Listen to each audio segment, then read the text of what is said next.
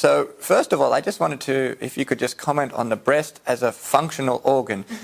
It's probably a standard in science, but can you just talk us through the breast as an organ itself? Sure. So for me, the main function of the breast, why we actually have it, is to produce milk and to provide for our infants. Now, it's not always functional, it's not always turned on. So in the brain, obviously, from birth, the brain is very active and is doing its function, which is to control the body. But the breast only becomes functional during this process of secretory differentiation and secretory activation that happens through pregnancy and then after pregnancy. During the delivery of the infant. And this would be because the lactating breast is such an energy, or developing in a mature breast is such an energy consumption process that maybe women don't do it unless they absolutely need. Sure. I think that's a very good point, actually. I mean, evolutionary, it doesn't make sense for us to devote so much of our energy towards making milk if we don't have any infants to provide it for. And what's really interesting is that after the process of lactation during weaning, the breast then kind of deconstructs itself back to this resting state to be ready for when it needs to produce milk in the future, in the case of future offspring. You were alluding to that as well, from the resting stage, pregnancy stage, lactating and involution. Can you just talk a little bit about what is happening in the woman's body from a hormonal level and the rapid changes in hormonal levels, and why this could be such a fascinating topic to look at? Sure, definitely. So through this process of pregnancy, obviously a lot of hormones are being induced. We have a lot of progesterone. And after delivery of the infant, we have delivery of the placenta.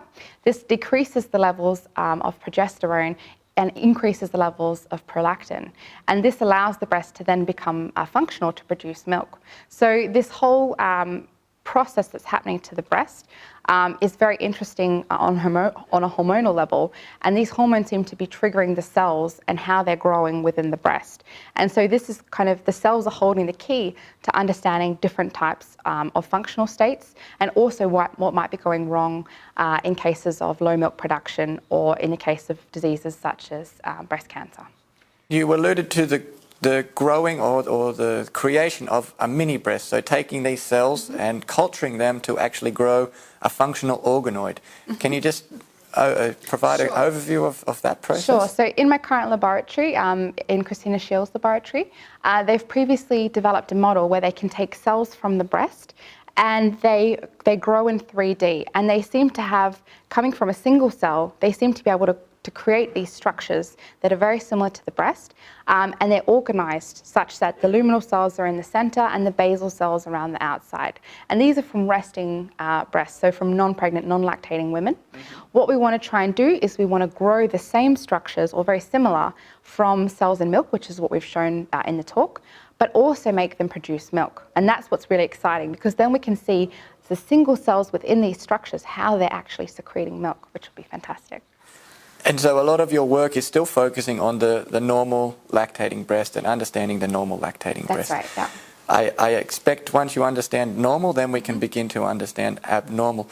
Are you confident, or are you hopeful, or do you believe that in the coming years we are going to be able to understand abnormal milk production, for example? Yes, I think so, for sure. What's going to be really interesting is once we've understood how these cells are transitioning in the normal case through pregnancy and lactation, we can then compare cells from women who might be having low milk productions and see how the pathways might be different. So what are the functions of the cells? Are they functioning correctly? And is there something going wrong there? So that's going to be the main focus moving forward, for sure. So this will obviously be a huge a positive for lactating women.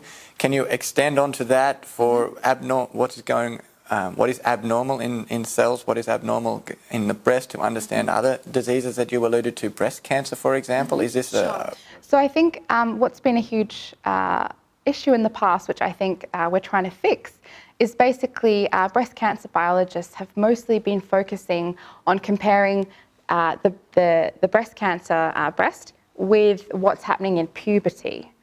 And obviously there's a huge amount of growth that happens during puberty. But the breast is only functional when it's producing milk.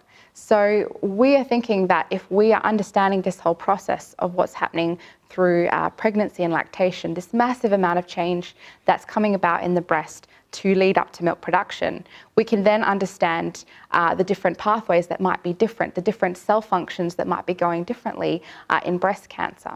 And actually it's been shown that women who breastfeed have a lower risk of breast cancer. So it's showing us that there's something that's fundamentally happening through this process that is altering these cells in such a way that there's a reduced risk of them going abnormal in the future. So that's what we certainly want to understand. A fascinating topic, and for such a young doctor, you have a lot of passion. Could you just give us a sense of what we're going to, or what we could see from you in the coming? That's always a good question. Definitely we're looking forward to expanding the number of women that we've tested so that we can generate these functional organoids from many different women, and then we're going to move into what's happening in the abnormal cases, so understanding low milk production and breast cancer. Well, I think I could talk to you for a lot longer, but we might leave it there. So thank you so much for your time, and we look forward to hearing from you in the coming years. Thanks so much.